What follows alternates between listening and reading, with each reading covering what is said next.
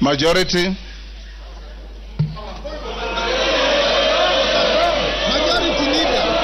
Honorable Speaker, I beg to lay the following papers on the table of the House today, Tuesday, February 11th, 2024.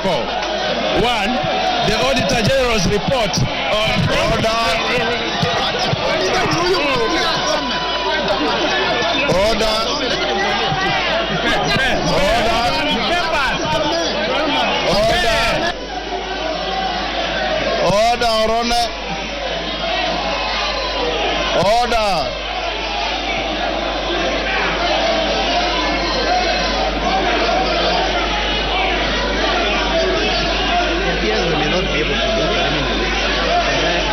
Order. Take your seats. Order. Take your seats. Order. Order, members. Order. I will order that matter to be stayed. Let me hear Millie Odhiambo's point of order. Order. Millie Odhiambo, I'll hear your point of order. Order. I will hear Millie Odhiambo's point of order. Order. Order. Honorable members, take your seats. Millie Odhiambo. Thank you, honorable members. Order. Member for Kilifi. Honorable Millie Odhiambo, take the floor. Millie Odhiambo. Thank you, Mr. Speaker. Mr. Speaker. Order. Millie Odhiambo, take the floor. Order. Thank you, Mr. Speaker. Mr. Speaker. Order. Mr. Speaker, I rise under Standing Order 19A and 20. Mr. Speaker. Hold on, Millie. Honorable members, can we hear Millie Odhiambo? Order, Anjala. Order. Order. Order. Honorable Gertrude Mbeyu and those who are conducting themselves like you. Honorable Mawade, the excitement does not preclude the application of standing orders. And if I see you getting rowdy again, I'll request you to leave the chamber. Millie Odhiambo. Order. Thank you, Mr. Speaker. Mr. Speaker, I stand under Standing Order 19A and Standing Order 20. Mr. Speaker, and in furtherance of a recent decision by the High Court HTC number E202 of 2023, Kenneth Njagi Njiru and 11 others versus the National Assembly of Kenya and others. Mr. Speaker, I will not go to the demerits and merits of that matter. I will go to what the court concluded, which is that the Azimio side is the majority. And based on that, Mr. Speaker, again, because I've said I'm not going to the merits and demerits of that decision, Mr. Speaker, I want to just indicate that I have therefore, as the majority party whip of Azimio, today handed over to your office a copy of that decision of the High Court with a letter that we are giving you our, according to the standing orders, our majority leader as Honorable Junet Mohammed and Honorable Robert Mbui. Being the standing orders, Honorable Junet will thereafter then communicate me officially as the minority whip, going by what the standing orders, but a majority whip. Majority. Mr. Speaker, I also stand under Standing Order 90 and had actually consulted you about this. And Mr. Speaker, if you look at the judgment of that court, the court actually infer that because of the position you hold as Speaker and also as Chairman of your party, Mr. Speaker, it is not, as party leader of your party, Mr. Speaker, it is not possible for you to be fair. You are going to be conflicted when you are conducting the matters of this House. Mr. Speaker, I therefore humbly request you to step down and mandate Honorable Gladys Bosch-Sholei to take over in discharging the functions as the Speaker because of your conflict of interest. Mr. Speaker, Mr. Speaker, Mr. Speaker, Order. Order. Mr. Speaker, Mr. Speaker, in concluding, Mr. Speaker, because I said I'm not going to go to the merits and demerits of the matter, in concluding, I want to urge that as a parliament, we need to obey court rulings and decisions, even when we don't agree with them. And Mr. Speaker, I also just want to indicate that you can see my two colleagues are standing next to me. My advice to them in future is to follow a philosophy from my community which says, Telo Ikao, Telo Kumingato. So next time they should do what Honorable Ruku did. Jump if you have to, but take your position the way Honorable Millie has done. Is that part of your point of order? No. Mr. Speaker, I said as an orbiter. And Mr. Speaker, I would also just want to say, very finally, also as an orbiter, Mr. Speaker, people are also talking about broad-based. Again, I'm very careful. I'm saying this as an orbiter. It's not my substantive argument. Mr. Speaker, people talk of broad-based. Yeah, and even when you look at the decisions of the arguments of the court, they keep making reference to the de jure and the de facto. And many things may have changed over time. And Mr. Speaker, I'd want to say that actually if you look at this side of the House today, we are seeing broad, Mr. Speaker. Mr. Speaker, if we want to see good faith, we want to see if it is also based. It is broad. But based, whether it is based will depend on the decision going forward. Otherwise, we will be told by the court it is hot air, this broad base is hot air, wild goose chase, and all those other things, Mr. Speaker. Thank you, Mr. Speaker. I move. Order, members. Order, members. Maintain your silence. Millie Odhiambo has raised 2 points. One I'll dispose of very quickly, and the other I will allow the House some latitude. As to whether the Speaker, yours truly, should preside over these proceedings or not, I'll dispose it of as follows. One, there's no motion before the House about the Speaker. Number two, I am a senior lawyer in this country, and I'm your senior Millie Odhiambo. I have read that judgment with a tooth comb, and there's nowhere it requires the Speaker to do what you are saying. More particularly, the final findings of that judgment, which as a distinguished learned friend, we had an opportunity to read through together today. That judgment does not cast aspersions on the Speaker presiding on such proceedings. Number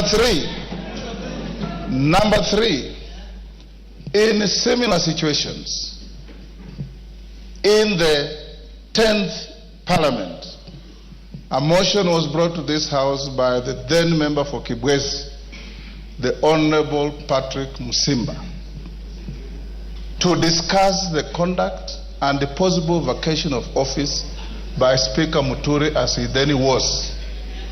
Speaker Muturi presided over the debate and the vote was taken, and the motion went the way it did.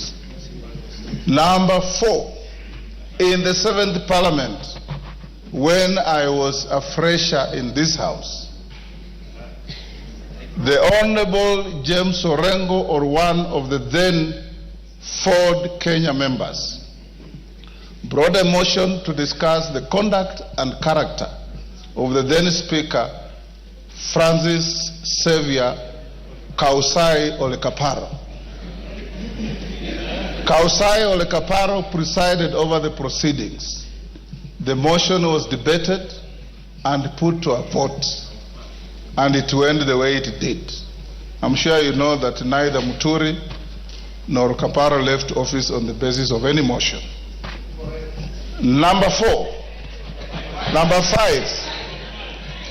You as truly as your Speaker does not debate, does not vote. I hold a position of honor to preside over your proceedings. Anybody who wants to say anything about this judgment, I'll give you an opportunity. And it's finally going to be yours truly to give you a ruling on the matter. It must also be made very clear as we listen to each other that neither the court nor any authority outside this chamber, and senior lawyers like Otiendo Molo should know this, neither the court nor any other authority outside this chamber can make declarations that affect the conduct of business here except yourselves by voting and by the Speaker giving you rulings. Number 7, we sit here as a quasi-judicial body, and as a quasi-judicial body, I will listen to you, and I assure you, I'll give you a fair finding. It is like going to court and telling a judge that because the lawyer appearing before him was his classmate, he will not be fair.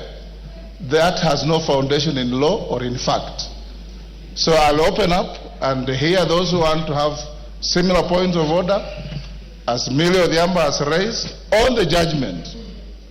And I want also to caution you members that your standing orders do not allow you to discuss the person or character of any judge unless you have brought a special motion to discuss that judge. You can analyze the judgment, you can agree with it, you can disagree with it, you can qualify it, you can do whatever you want. But don't disparage or discuss the character of any judge without a special motion as is provided for in our standing orders. Honorable Millie Odhiambo, that is my direction. Thank you.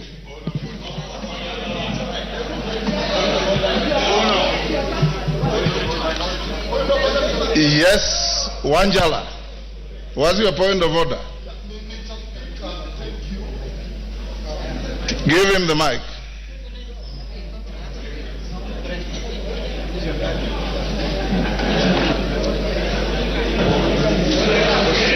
Thank you, Mr. Speaker.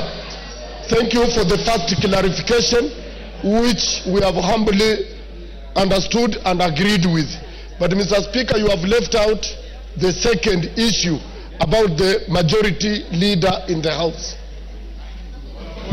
Order, Angela. That is exactly the issue that Millie raised. That she has written to the Speaker. Yes, I've received the letter. I'll analyze it. I have given you an opportunity to speak to her point of order or any other point of order. Yes. Yes, Junaid Mohammed. Mr. Speaker,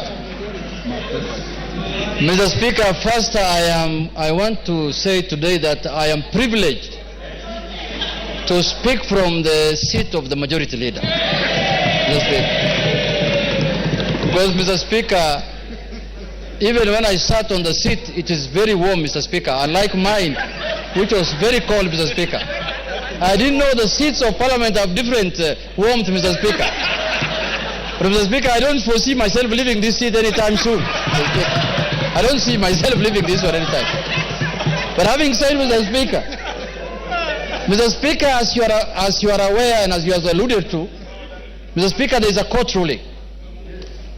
A ruling of court consisting of 3-judge bench, Mr. Speaker. Mr. Speaker, a court ruling has only got 2 decisions, Mr. Speaker. There is no third way about it. One is to obey it, and secondly, if you have any avenue of appeal, you exercise that right of appeal, Mr. Speaker. There is no third way about it, Mr. Speaker.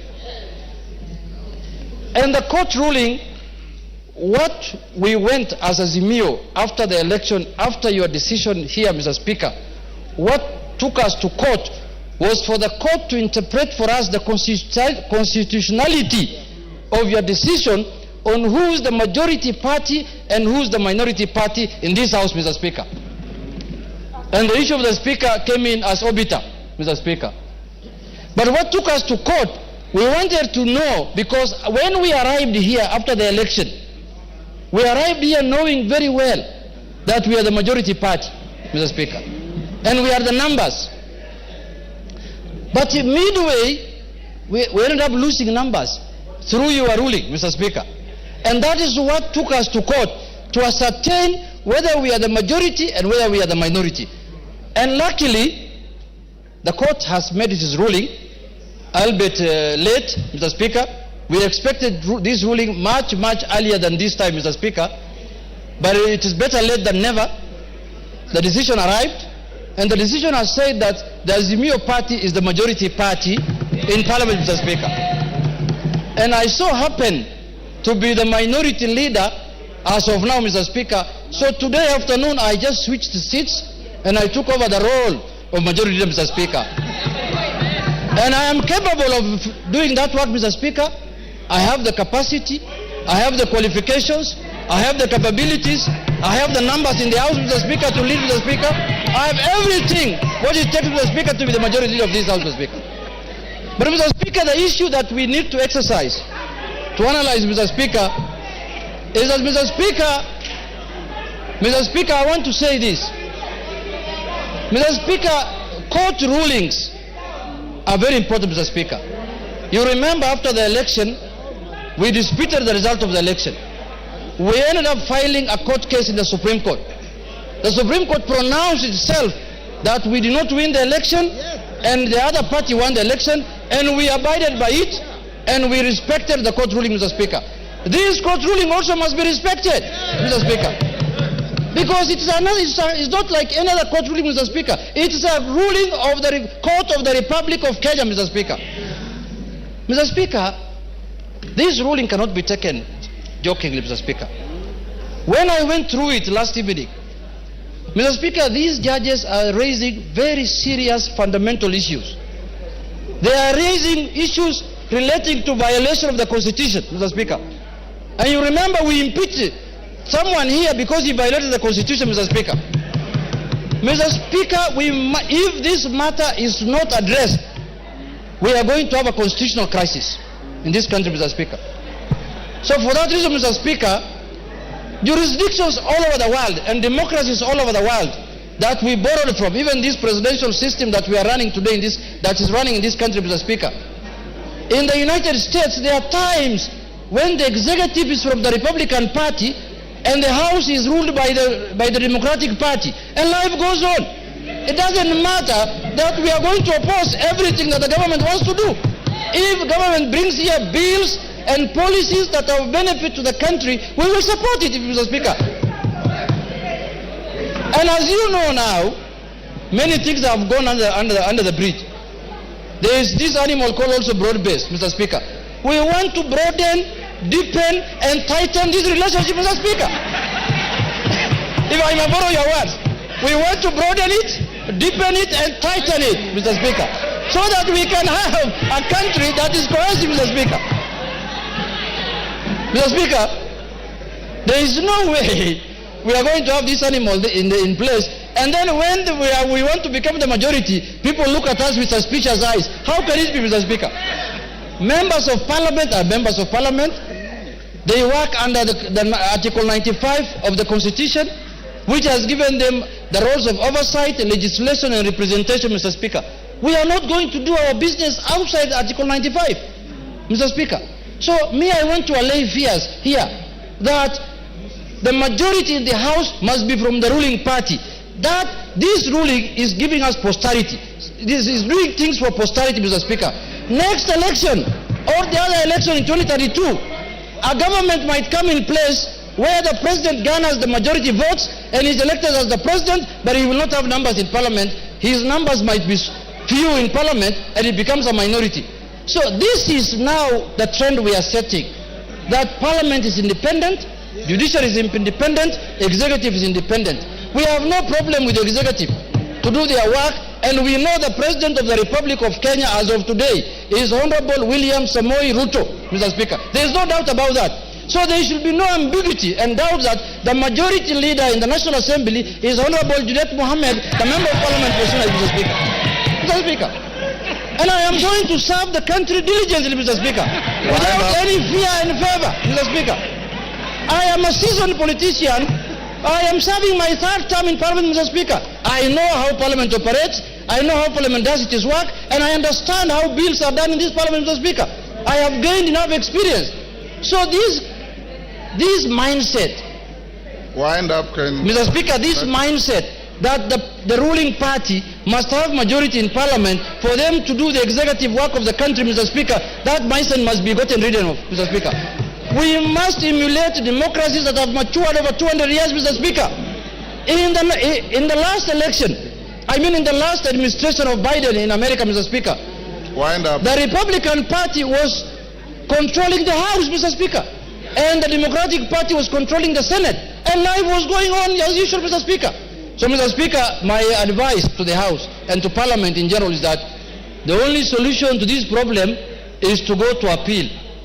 Until the appeal overturns this matter, I shall be recognized as the majority leader of the Republic of Kenya.